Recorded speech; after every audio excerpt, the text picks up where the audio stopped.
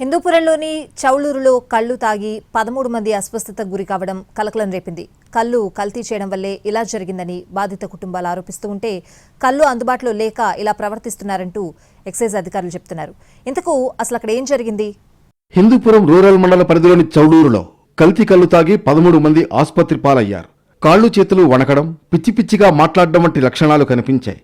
బాధితుల్ని తొలుత ఓ ప్రైవేట్ వైద్యశాలకు తరలించారు. మానసిక వైద్య నిపుణుల పర్యవేక్షణలో సాయంత్రానికి 7 కోలుకోగా వారిని డిశ్చార్జ్ చేశారు. మిగిలిన 6 ప్రభుత్వ ఆసుపత్రికి తరలించి చికిత్స అందిస్తున్నారు. 5 రోజులుగా వీరు కళ్లు తాగుతూ ఉండడంతో అస్వస్థతకు గురయ్యారని కుటుంబ సభ్యులు ఆరోపిస్తున్నారు. కల్తీ కళ్లు ప్రభావంతోనే ఇలా జరిగిందని వాపోతున్నారు. 3 రోజుల నుంచి చిన్నగా వాళ్ళకు తలనొప్పి, కొంత శివరింగ్ వణుకుడు రావడం వల్ల నిన్నటి రోజు 9 మంది హాస్పిటల్కి వచ్చారు. మనం 4 వచ్చారు. 4 వచ్చి అప్పుడే వెళ్ళిపోయారు. నిన్న 9 మంది కూడా వచ్చి చెస్ట్ డాక్టర్ చూపించుకోమని డాక్టర్ గారు కూడా, అన్నపూర్ణ గారు కూడా డాక్టర్ గారిని కూడా వాళ్ళు సంప్రదిస్తే అదే విషయం చెప్పారు. వాళ్ళకి ఎలాంటి కల్తీ కళ్ళు కానీ కల్తీ మద్యం తాలేదని చెప్పి డాక్టర్ గారు ఈ విషయంలో ధృవీకరించారు. Government hospital Hindupur.